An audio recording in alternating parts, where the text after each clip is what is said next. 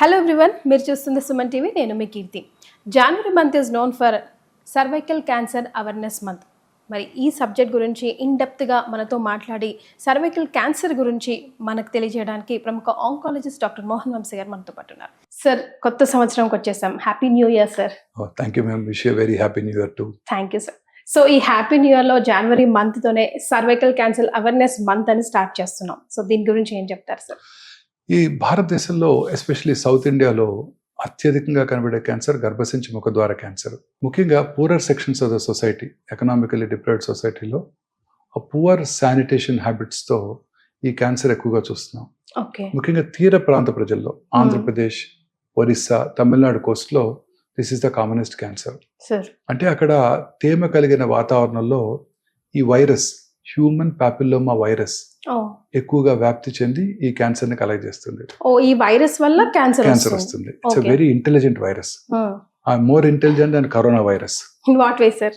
Corona virus, corona infection ఒకసారి వచ్చింది అనుకోండి, వెంటనే మన body develops immunity to that virus. అంతే కదా. మనం అప్పుడు గుర్తుందా మీకు, వ్యాక్సిన్ వేయించుకున్నప్పుడు వ్యాక్సిన్ వేయించుకోకముందు నాకు ఎన్ని యాంటీబాడీస్ ఉన్నాయి, మీకు ఎంత యాంటీబాడీ డాక్టర్ సెట్ చేసుకునే వాళ్ళం కదా.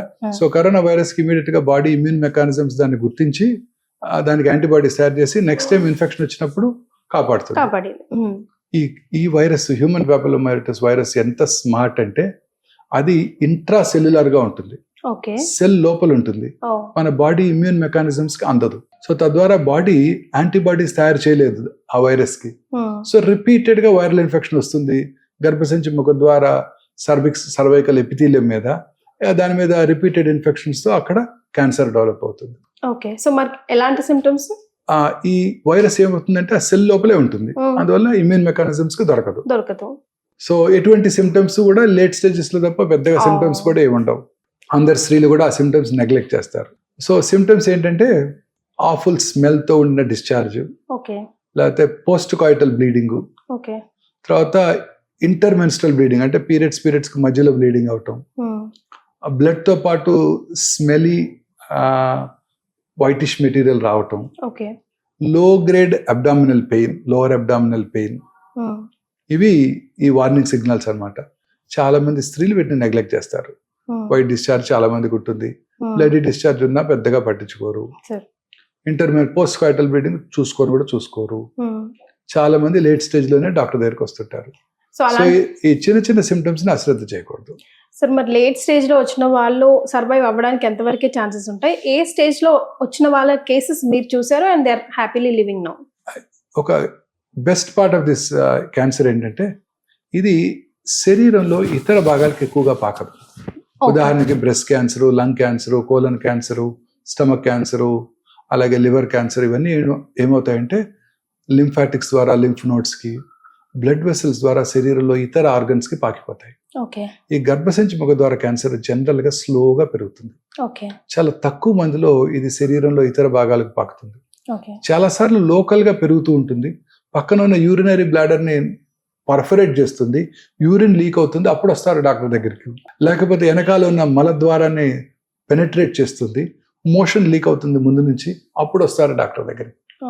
సో పెద్దగా సిమ్టమ్స్ కలగజేయదు, పెరుగుతూనే ఉంటుంది, బాధ కలిగిస్తుంది, కానీ శరీరంలో ఇతర భాగాలకు పాకి ప్రాణానికి హాని చేయదు.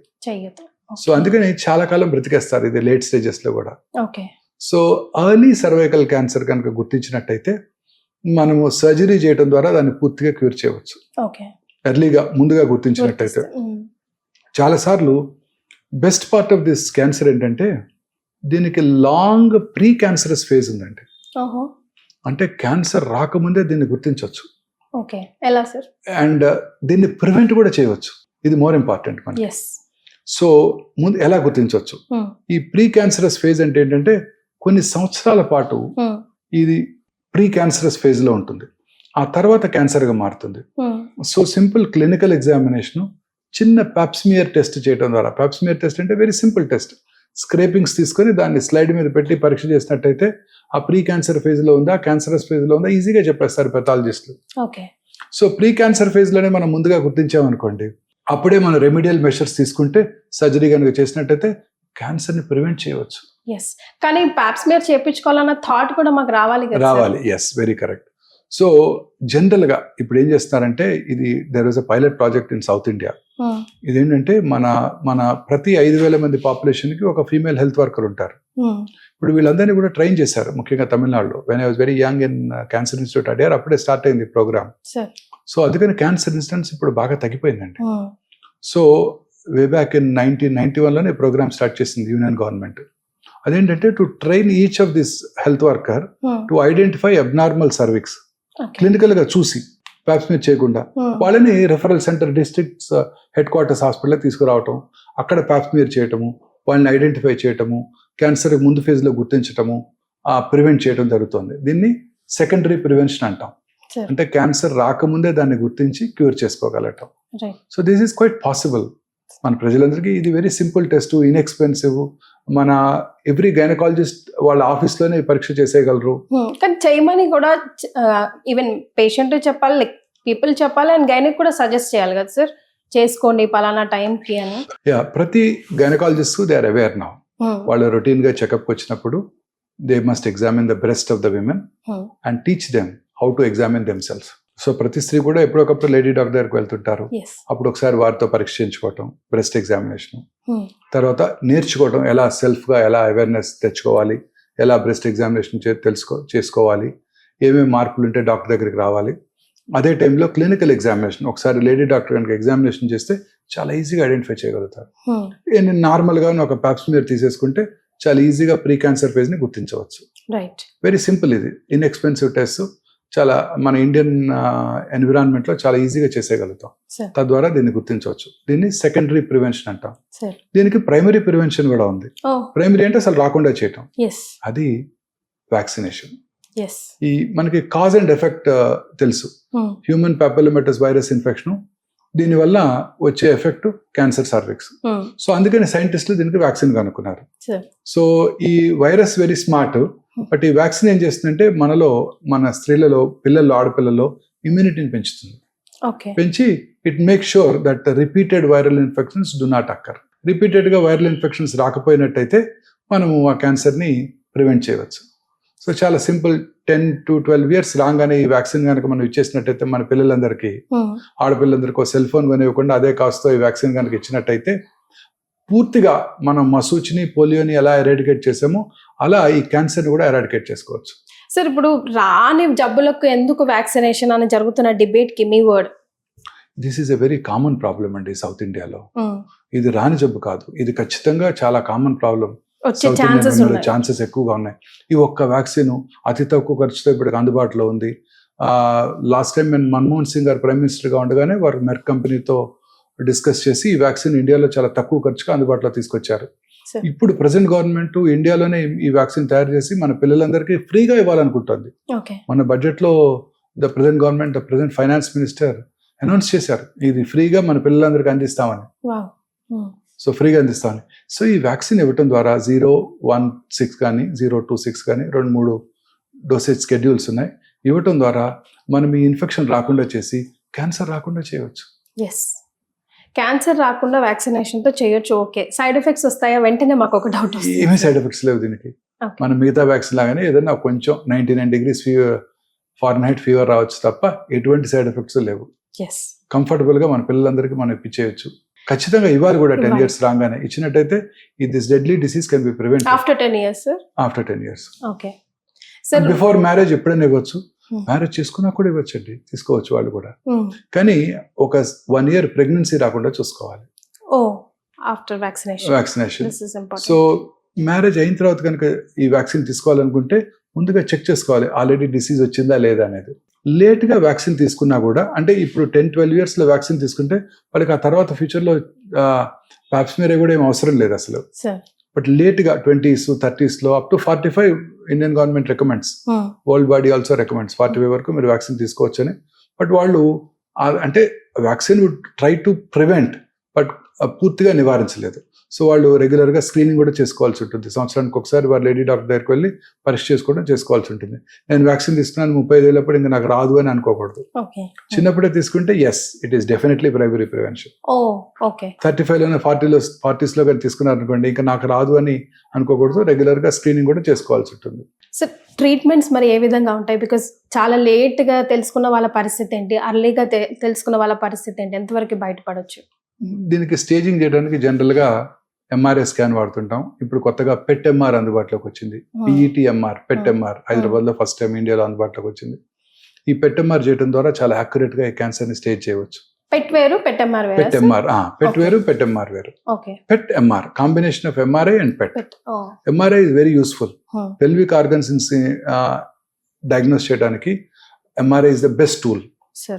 దాంతో పెట్ కూడా కాంబినేషన్ లో కనుక వచ్చినట్టయితే ఎంఆర్ఐలో గడ్డ ఉంది లేనిది తెలుస్తుంది, పెట్ ఎంఆర్లో ఆ గడ్డలో మెటబాలిక్ యాక్టివిటీ ఉంది లేనిది తెలుస్తుంది. మెటబాలిక్ యాక్టివిటీ ఉన్నట్టయితే అది క్యాన్సర్ కావచ్చు. సో ఫర్ ఎగ్జాంపుల్ గర్భసంచి ముఖద్వార క్యాన్సర్ని మనం ఎంఆర్ఐ చేసినప్పుడు ట్యూమర్ని విజువలైజ్ చేసాము, పక్కనే వచ్చిన నోడు కనపడింది. నెక్స్ట్ క్వశ్చన్ అడుగుతారు, ఆ నోడు కూడా క్యాన్సరా డాక్టర్ గారని? అది మనకి పెట్ ఎంఆర్లో తెలుస్తుంది. సో పెట్ ఎంఆర్ చేయడం ద్వారా మనం యాక్యురేట్గా స్టేజ్ చేసుకొని అర్లీగా కనుక మనం గుర్తించినట్టయితే రాడికల్ హిస్టరెక్టమీ అంటే గర్భసంచిని దూరంగా తీసేయడం ద్వారా మనం ఈ క్యాన్సర్ని పూర్తిగా క్యూర్ చేయవచ్చు. ఓల్డెన్ డేస్లో పెద్దగా కోత కోసి సర్జరీ చేసేవాళ్ళం. ఇప్పుడు కీ హోల్ పద్ధతిలో చేస్తున్నాం. అంటే జస్ట్ 4 to 5 హోల్స్ చేయడం ద్వారా మనం ఈ క్యాన్సర్ని చక్కగా పూర్తిగా కీ హోల్ పద్ధతిలో చేయడం వల్ల అడ్వాంటేజ్ ఏంటంటే హై డెఫినిషన్ డిజిటల్ కెమెరాస్తో చాలా కేర్ఫుల్గా మనం ప్రతి ఆర్గన్ని ఐడెంటిఫై చేయగలుగుతాము.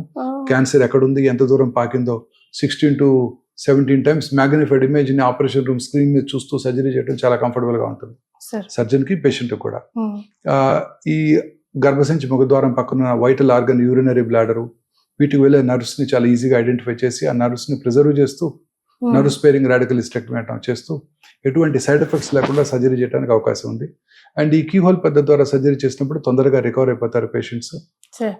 ఇమీడియట్గా వారికి ఫర్దర్గా ఏమన్నా అడ్జువెంట్ ట్రీట్మెంట్, రేడియేషన్ కానీ ఇవ్వాలన్నా వెంటనే ఇవ్వడానికి అవకాశం ఉంటుంది. Okay. So same procedure keyhole పద్ధతిలో చేసేస్తాం అన్నమాట. ఓకే.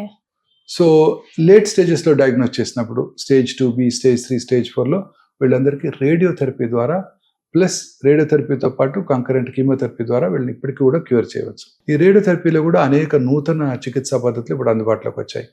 అందులో ముఖ్యమైనది artificial intelligence powered linear accelerator. అంటే కృత్రిమ మేధస్సుతో కూడిన పనిచేసే radiation delivery systems. Linear accelerator అనేది రేడియేషన్ డెలివరీ అపారటస్ అన్నమాట. ఈ రేడియేషన్ డెలివరీ చికిత్సా పరికరంలో ఆర్టిఫిషియల్ ఇంటెలిజెన్స్తో కనుక పనిచేసినట్టయితే చాలా చక్కగా ట్యూమర్ని ఐడెంటిఫై చేయడానికి అవకాశం ఉంది. మీరు ఎనాటమీ చూసినట్టయితే గర్భసంచి ముందు యూరినరీ బ్లాడర్ ఉంటుంది, గర్భసంచి వెనకాల మలద్వారం ఉంటుంది. సో ఉదాహరణకి మనం రేడియేషన్ ప్లాన్ చేసాము, కరెక్ట్ గా గర్భసంచి ముఖద్వారానికి రేడియేషన్ ఇచ్చేటట్టు రేడియేషన్ ఆంకాలజిస్ట్ చాలా చక్కగా ప్లాన్ చేశారు. రేడియేషన్ ఇచ్చేసాం, 3 రోజులు అయిపోయింది. 4వ రోజు patient had little constipation. Constipation ఎవరికైనా ఉండొచ్చు కదండి. కాన్స్టిపేషన్ ఉన్నప్పుడు ఏమవుతుంది, రెక్టమ్ యొక్క సైజ్ పెరుగుతుంది, ఉబ్బుతుంది. రెక్టమ్ ఉబ్బినప్పుడు ముందున్న సర్విక్స్ ని ఒక 3 మిల్లీమీటర్లు ముందుకు పుష్ చేస్తుంది, 2 మిల్లీమీటర్లు పుష్ చేస్తుంది. కానీ మనం రేడియేషన్ ఇచ్చినప్పుడు రేడియేషన్ చికిత్సా పరికరము దీన్ని ఐడెంటిఫై చేయదు. ముందుగా కంప్యూటరైజ్డ్ ప్లానింగ్ చేశాం కదా, ఇంతకు ముందు ఎక్కడైతే రేడియేషన్ ఇచ్చామో అక్కడే రేడియేషన్ ఇచ్చేస్తుంది. అలా ఇచ్చినప్పుడు పార్ట్ ఆఫ్ ద రెక్టమ్ మీద రేడియేషన్ డోస్ పడుతుంది, part of the cancer radiation dose నుంచి ఎస్కేప్ అవుతుంది. అందుకని చాలా సార్లు కొంచెం ఎక్కువ ఫీల్డ్ లో రేడియేషన్ ప్లాన్ చేస్తారు, అప్పుడు సైడ్ ఎఫెక్ట్స్ ఎక్కువగా ఉంటాయి. ఈ కొత్త చికిత్సా పరికరం కృత్రిమ మేధస్సుతో పనిచేస్తుంది. దీనిలో ఇన్బిల్ట్ సిటీ స్కాన్ ఉంది. సో రేడియేషన్ ఇచ్చే ముందు అది చూస్తుంది ఎక్కడుంది మన సర్వీక్స్ అని ఐడెంటిఫై చేస్తుంది. తర్వాత ఆలోచిస్తుంది, మరి దానికి కృత్రిమ మేధస్సు ఉంది కదా, మనిషి కన్నా చక్కగా ఆలోచిస్తుంది. అదేమిటి ఇక్కడ ఉండాల్సిన సర్వీక్స్ 2 మిల్లీమీటర్ల ముందుకు జరిగింది అని అబ్జర్వ్ చేస్తుంది. ఆ కొత్త లొకేషన్ కి అడాప్ట్ చేసుకుంటుంది. మళ్ళీ కృత్రిమ మేధస్సుతో రీప్లాన్ చేస్తుంది రేడియేషన్ ని అండ్ డెలివర్ చేస్తుంది 2 లేక 3 నిమిషాల్లో. ఇది పవర్ ఆఫ్ ఆర్టిఫిషియల్ ఇంటెలిజెన్స్.